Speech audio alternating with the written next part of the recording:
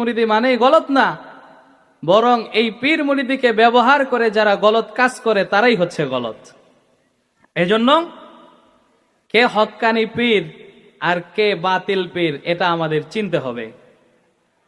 তার আগে আরেকটা কথা বলে নেই, আমরা আসলে অধিকাংশ মানুষ জানি না পীরের মুরিদ হব কেন, কি উদ্দেশ্যে পীরের মুরিদ হব, এই উদ্দেশ্যটাই অনেকে জানি না। গতানুগতিক ভাবে গ্রামে গঞ্জে যেটা হয়ে থাকে, এই এলাকার মানুষ অধিকাংশ অমুক পীরের মুরিদ, আমিও ওই পীরেরই মুরিদ। এই পীর ভালো না খারাপ এটা যাচাই বাছাই করি না। যেই এলাকার মানুষ যেই পীরের বেশি মুরিদ, ওই এলাকার মানুষ ওই দিকেই ছোটে। অথচ পীরের মুরিদ হব এ কারণে যাতে করে আমার কলবের ভিতরে যে রোগ আছে এই রোগগুলো দূর করে আমি একটা পরিশুদ্ধ অন্তর অর্জন করতে পারি। স্বাভাবিকভাবে মানুষ শারীরিকভাবে যে অসুস্থ হয়, শরীরে যেমন রোগ হয়, মানুষের অন্তরেও কিন্তু রোগ হয়, কলবেও রোগ হয়। কলবের রোগ হচ্ছে হিংসা, কলবের রোগ হচ্ছে অহংকার, কলবের রোগ হচ্ছে লৌকিকতা, কলবের রোগ হচ্ছে নেফাকি। এই কলবের রোগের ডাক্তার দুনিয়ার হাসপাতালে পাওয়া যায় না। কলবের রোগের ডাক্তার হচ্ছে হক্কানি পীর মাশায়েখগণ উলামায়ে কেরাম।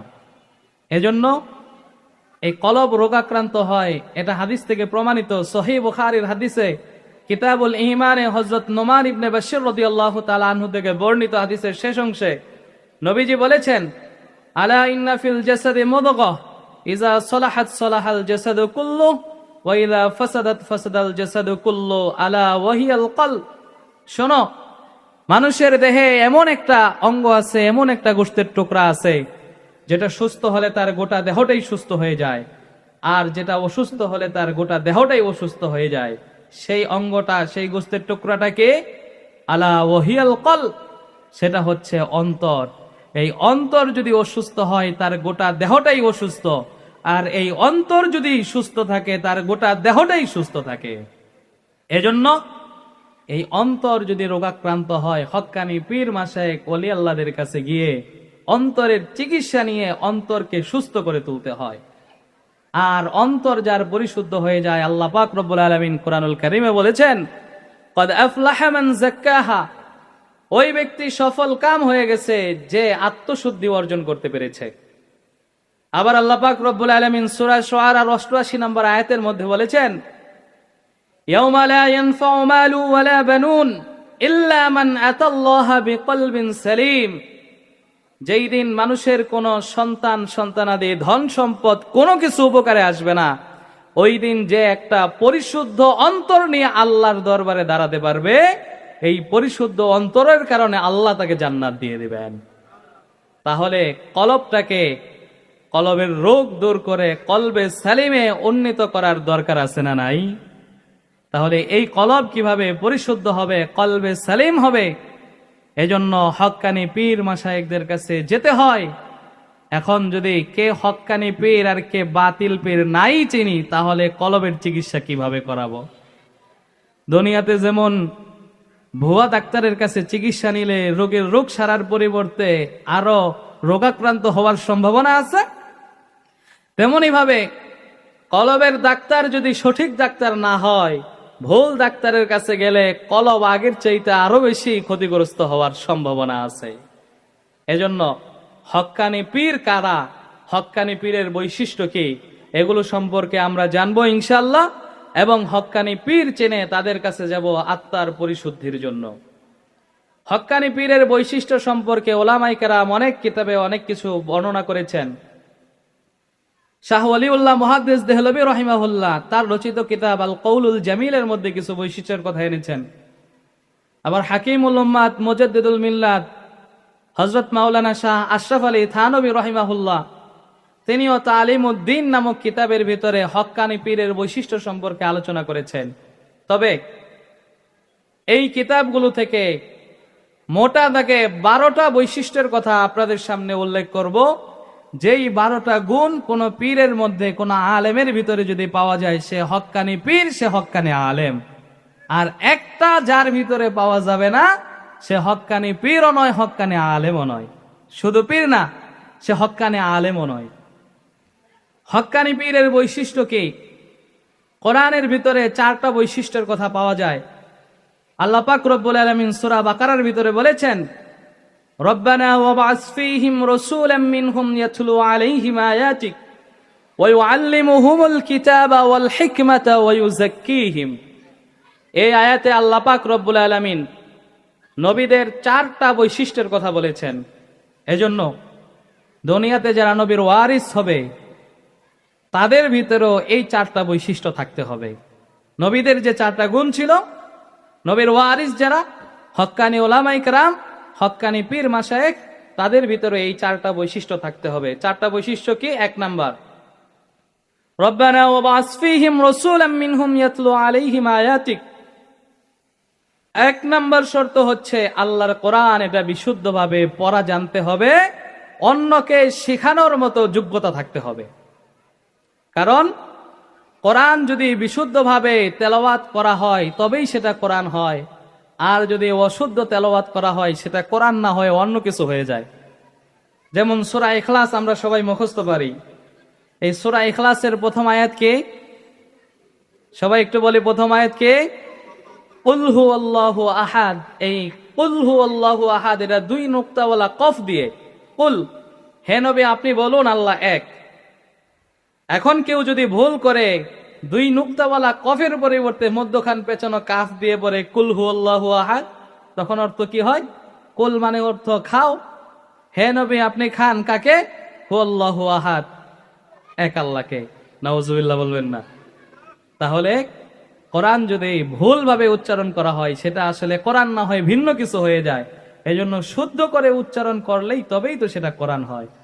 কিন্তু দুর্ভাগ্যজনক হলেও সত্য, আমাদের দেশে এমন অসংখ্য পীর আছে যারা কোরআন শুদ্ধ করে পড়তে পারা তো দূরের কথা, কোরআন পড়তেই জানে না। এমন পীরের সংখ্যা আছে না নাই? এজন্য যেই পীর বিশুদ্ধভাবে কোরআন তেলাওয়াত করতে জানে না, অন্যকে শেখানোর মতো যার যোগ্যতা নাই, বুঝে নিতে হবে সে হক্কানি পীর নয়, সে ভণ্ড পীর।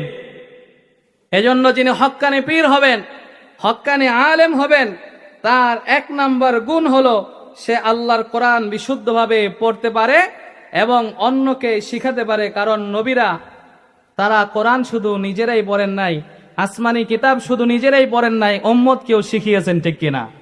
এজন্য নবীর ওয়ারিস যারা হবে তারা আল্লাহর নাজিলকৃত কিতাব নিজেরা যেভাবে পড়তে পারবে উম্মতকে শিখাতে পারবে, এই রকম যোগ্যতা তাদের থাকতে হবে। 2 নাম্বার যে যোগ্যতার কথা আল্লাহ পাক রব্বুল আলামিন বলেছেন, ওয়া ইউআল্লিমুহুমুল কিতাব, যারা কোরআনের তাফসীর জানে, ব্যাখ্যা জানে, কোরআনের কোন আয়াত থেকে কোন মাসআলা বের হয়েছে এই সম্পর্কে যারা জানে, তারাই হচ্ছে হক্কানি পীর, হক্কানি আলেম। কোরআন যদি বিশুদ্ধভাবে পড়তে পারি তবেই তো সেটার বিশুদ্ধ অনুবাদ, বিশুদ্ধ তাফসীর করতে পারবো। কিন্তু পড়াই যদি গলত হয়, উচ্চারণেই যদি ভুল হয়, তাহলে তাফসীরও ভুল হওয়ার সম্ভাবনা আছে না নাই? বাংলাদেশে একজন স্বঘোষিত নাস্তিক বুদ্ধিজীবী ছিল, ডক্টর আহমদ শরীফ, অনেকেই হয়তো নাম জানেন। সে ঘোষণা দিয়েছিল তার মরার পরে যেন জানাজা না হয়। এই শিক্ষিত বুদ্ধিজীবী ঢাকা বিশ্ববিদ্যালয়ের শিক্ষক ছিল, বাংলা বিভাগের। সে পত্রিকায় কলম লিখেছিল, ইসলাম একটা মূর্খের ধর্ম, এই ধর্ম থেকে শেখার মতো কিছু নাই। এই কথা বলার পিছনে তার যুক্তি কি ছিল? সে যুক্তি দাঁড় করিয়েছে মুসলমানদের ধর্মীয় গ্রন্থ আল কোরআন, এটাই হচ্ছে তাদের মূল। এই কোরআনের প্রথম সূরা হচ্ছে সূরা বাকারা, গাভীর সূরা। আচ্ছা বলেন তো দেখি, কোরআনের প্রথম সূরার নাম কি? সূরা ফাতিহা। প্রথমেই সে ভুল করেছে, বলেছে কোরআনের প্রথম সূরা সূরা বাকারা, বাকারা মানে গাভী, গাভীর সূরা। আবার ইসলামের প্রথম পুরুষ আবু বকর, বকর মানে বলদ, আবু মানে পিতা, বলদের পিতা। তো যেই ধর্মের কিতাবের শুরু হয় গাভীর সূরা দিয়া, আর ধর্মীয় পুরুষের শুরু হয় বলদের পিতা দিয়ে, ওই ধর্ম আসলে সঠিক ধর্ম হতে পারে না। কিন্তু এই বুদ্ধিজীবী ভুলটা আসলে কোন জায়গায় করেছে? সে বাকারা আর বকর একসাথে মিলিয়ে ফেলছে। বাকারা লিখতে হয় 2 নুক্তাওয়ালা কফ দিয়ে, আর আবু বকর লিখতে হয় মধ্যখান পেঁচানো কাফ দিয়ে। তো সেই আবু বকরকে সেই বাকারার কফ দিয়ে সে উচ্চারণ করার কারণে এটার ভুল ব্যাখ্যা দাঁড় করেছে। আবু বকর সিদ্দিক রাদিয়াল্লাহু তাআলা আনহু, তিনি আবু বকর কেন? এই বকর শব্দের 3টা অর্থ আছে। 1 নাম্বার অর্থ হচ্ছে সকাল, কোরআনে আছে বুকরাতা ওয়া আসিলা। 1 নাম্বার অর্থ হচ্ছে প্রভাত, ভোর সকাল। 2 নাম্বার অর্থ হচ্ছে মৌসুমের প্রথম ফল। 3 নাম্বার অর্থ হচ্ছে মৌসুমের প্রথম বৃষ্টি। তো আবু বকর সিদ্দিক রাদিয়াল্লাহু তাআলা আনহু, তিনি এমন মানুষ, সকাল যেভাবে মানুষের ঘুমকে দূর করে দেয়, অলসতা দূর করে নতুন করে কাজে তারা লেগে যায়, উদ্যমতা ফিরে আসে, এই আবু বকর সিদ্দিক রাদিয়াল্লাহু তাআলা আনহু তিনি প্রথম ঈমান আনার কারণে এই ঘুমন্ত জাতিকে তিনি ঘুম থেকে জাগ্রত করে ঈমানের রাস্তা দেখিয়েছিলেন। এজন্য আবু বকরকে শুধু বকর বললে হয় না, তাকে আবু বকর বলতে হয়, বরং সকালের পিতা। 2 নাম্বার, মৌসুমের প্রথম ফল, এটা যেমন দামি হয়, সুস্বাদু হয়, কারণ মৌসুমের প্রথম যে সবজি, যে ফল আসে, এটা বাজারে চড়া মূল্যে বিক্রি হয়, কিন্তু মৌসুম যখন শেষ দিকে চলে যায় তখন টাকা দিয়েও মানুষ ওই সবজি কিনে না। তো সিদ্দিক আকবর রাদিয়াল্লাহু তাআলা আনহু, তিনি তো এমন মানুষ, ইসলামের বসন্তের প্রথম ফল ছিলেন সিদ্দিক আকবর। এজন্য আবু বকর সিদ্দিক রাদিয়াল্লাহু তাআলা আনহুকে শুধু বকর বললেই হয় না, তাকে আবু বকর বলতে হয়, বরং মৌসুমের প্রথম ফলের আব্বা। 3 নাম্বার, মৌসুমের প্রথম বৃষ্টি। এই যে আশ্বিন মাসে বৃষ্টি বন্ধ হয়ে যায়, একেবারে বৈশাখের শুরুর দিকে আবার বৃষ্টি শুরু হয়। এই যে অনাবৃষ্টির কারণে জমিন ফেটে চৌচির হয়ে যায়, গাছপালা নষ্ট হয়ে যায়, নতুন করে যখন বৃষ্টি আসে, এই বৃষ্টি আসার দ্বারা চাষাবাদের উপযোগী হয় জমিন, গাছপালা সুন্দরভাবে আবার গজিয়ে ওঠে। তো আবু বকর সিদ্দিক রাদিয়াল্লাহু তাআলা আনহু, তিনি এত বেশি মেহনত করেছেন যে এই মানুষদের ঈমানগুলো মৃত হয়ে গেছিল, মরে গেছিল, সেই মরে যাওয়া ঈমানকে তিনি নতুন করে জীবিত করেছেন। এজন্য আবু বকর সিদ্দিককে শুধু আবু বকর বকর বললে হয় না, তাকে আবু বকর বলতে হয়, মৌসুমের প্রথম বৃষ্টির আব্বা। মোট কথা, যে কথা বোঝানো উদ্দেশ্য, এই যে বুদ্ধিজীবী আবু বকর নামটা এত সুন্দর, এই আবু বকরকে সে কি অর্থ বানাইছে? বলদের পিতা। কি কারণে? বিশুদ্ধভাবে উচ্চারণ করতে না জানার কারণে। এজন্য কোরআন যারা উচ্চারণই করবে অশুদ্ধ, তারা অনুবাদও করবে অশুদ্ধ এবং ব্যাখ্যাও করবে ভুল। এজন্য কোরআনের অনুবাদ, ব্যাখ্যা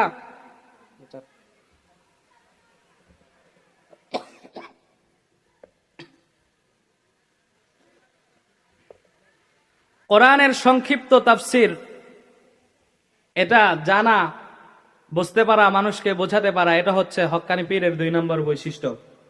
এখন কোরআনের তাফসির তো অনেক লম্বা, কতটুকু জানতে হবে হক্কানি আলেম, হক্কানি পীর হতে হলে?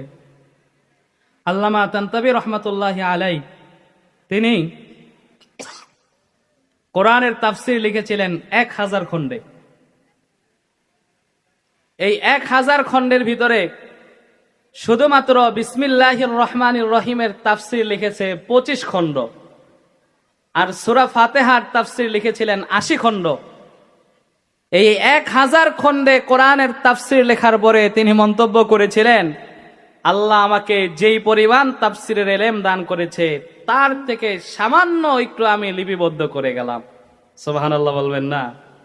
তাহলে কোরআনের তাফসির কত লম্বা, কত বিস্তৃত। এখন কতটুকু পরিমাণ কোরআনের ব্যাখ্যা জানলে হক্কানি পীর, হক্কানি আলেম হওয়া যায়? শাহ ওয়ালিউল্লাহ মুহাদ্দিস দেহলভী রাহিমাহুল্লাহ আল কওলুল জামিল নামক কিতাবে তিনি লিখেছেন, কোরআনুল কারীমের সংক্ষিপ্ত তাফসির, তাফসিরে জালালাইন, এই তাফসিরে জালালাইন যে নিজে বিশুদ্ধভাবে পড়তে পারে, বুঝতে পারে, অন্যকে বোঝাতে পারে, সেই হক্কানি পীর, হক্কানি আলেম হতে পারে।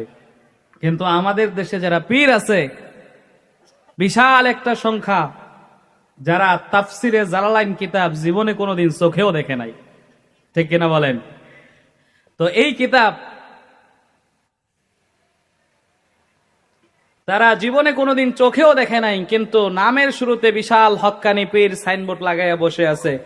বুঝে নিতে হবে অন্তত ন্যূনতম তাফসিরে জালালাইনের তাফসির যার জানা নাই, সে আসলে হক্কানি পীর, হক্কানি আলেম হতে পারে না। 3 নাম্বার, ওয়াল হিকমা, হাদিস সম্পর্কে জানতে হবে। এই হাদিসের এলেম, এটাও তো অনেক দীর্ঘ এলেম। কতটুকু হাদিস জানলে সে হক্কানি পীর বা হক্কানি আলেম হতে পারে? আল কওলুল জামিল নামক কিতাবে শাহ ওয়ালিউল্লাহ মুহাদ্দিস দেহলভী রাহিমাহুল্লাহ বলেছেন, হাদিসের একটা কিতাব আছে মিশকাতুল মাসাবিহ। এই মিশকাত কিতাবটা যে ভালোভাবে নিজে পড়তে পারে, বুঝতে পারে, অন্যকে বোঝাতে পারে, সে আসলে হক্কানি পীর, হক্কানি আলেম হতে পারে। এটা হচ্ছে হক্কানি পীরের 3 নাম্বার বৈশিষ্ট্য। 4 নাম্বার বৈশিষ্ট্য আল্লাহ তাআলা বলেছেন ওয়ায়ুযাক্কিহিম, যে মানুষকে তাজকিয়ায়ে নফস, আত্মশুদ্ধি করতে পারে। এখন তাজকিয়ায়ে নফস, মানুষকে আত্মশুদ্ধি করতে হলে নিজেকে তো আগে আত্মশুদ্ধি অর্জন করতে হবে, ঠিক কিনা? তো যেই পীরের নিজের ভিতরে আত্মশুদ্ধি নাই, সে অন্যকে কিভাবে পরিশুদ্ধ করবে? অথচ আমাদের দেশে দেখা যায়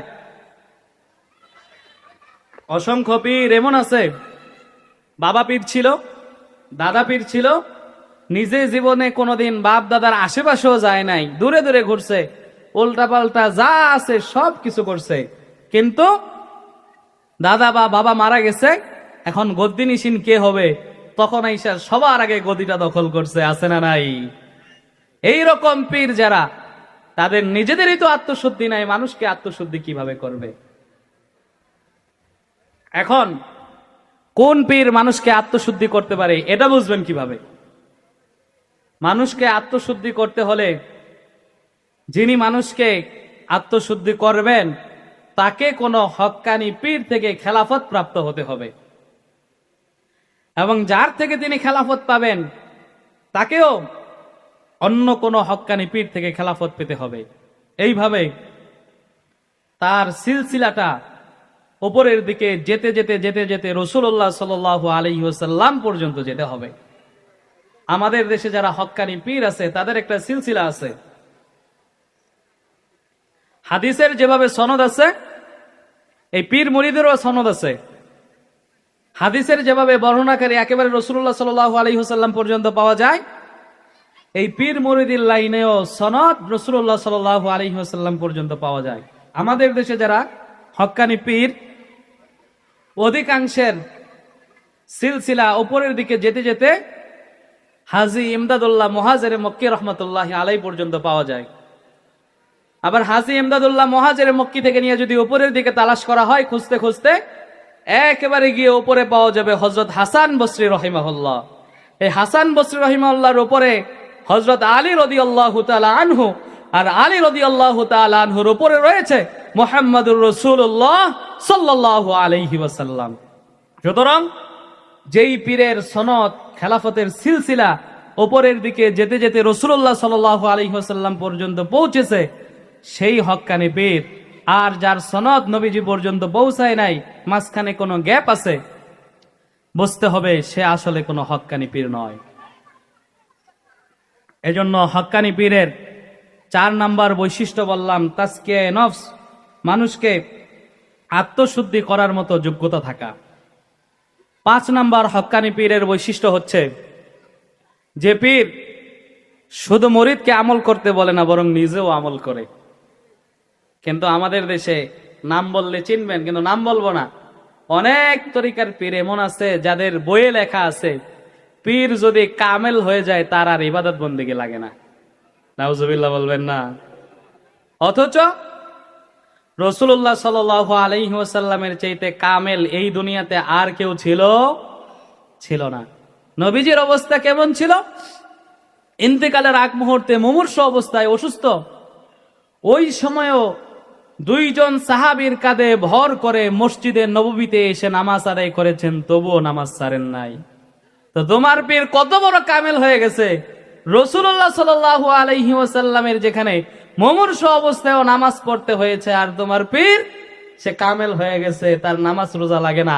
এই কথা যারা বলবে তারা হক্কানি পীর কখনো হতে পারে না, বরং তাদেরকে আমরা এখান থেকে সার্টিফিকেট দিয়ে গেলাম, এরা হচ্ছে সবচাইতে বড় ভণ্ড পীর।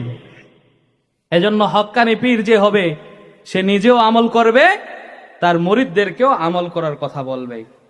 6 নাম্বার, হক্কানি পীরের বৈশিষ্ট্য হচ্ছে আমর বিল মারুফ নাহি আনিল মুনকারের ফরিজ আদায় করতে হবে। যার মুরিদ হলে মানুষ হালাল হারাম বেঁচে চলার চেষ্টা করে, এমন হয় না এই পীরের মুরিদ হওয়ার আগে সে যেমন ছিল এখনো তেমনই আছে, কোনো পরিবর্তন নাই, না, বরং যেই পীর তার মুরিদদেরকে ভালো কাজের আদেশ করে, মন্দ কাজ থেকে নিষেধ করে, এরকমের শর্ত দিয়ে দেয়, আমার মুরিদ হতে হলে ঘরে টিভি রাখা যাবে না, আমার মুরিদ হতে হলে সুদ খাওয়া যাবে না, আমার মুরিদ হতে হলে ঘুষ খাওয়া যাবে না, আমার মুরিদ হতে হলে কোনো গুনাহের কাজ করা যাবে না, হারাম কাজ করা যাবে না, এই রকম শর্ত দিয়ে যারা পীর মুরিদ বানায় এরাই হচ্ছে হক্কানি পীর।